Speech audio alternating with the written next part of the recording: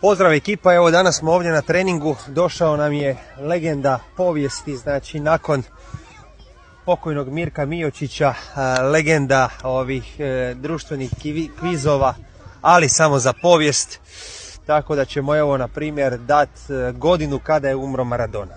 Maradona je umro 2020 od koronavirusa. Ok, reci mi molim te Pele kad je umro? 2022. Dobro, reci mi Garinča, jel živ ili nije? Garinča, to je onaj brazilski igrač, tako? Da. Nije on isto umro. Kad? Ja ne znam sad tačno godina. To, mislim, te stvari moramo znati. Evo, ajde da vidimo ovako, na primjer, koliko godina je živio Miroslav Ćiro Blažević? 88 godina. Svaka čast. Ljudi moji, ako imate neko vi pitanje, pišite u komentarima. Gabo je ovdje da odgovara. Gabo, pozdrav samo ekipi. Pozdrav svima.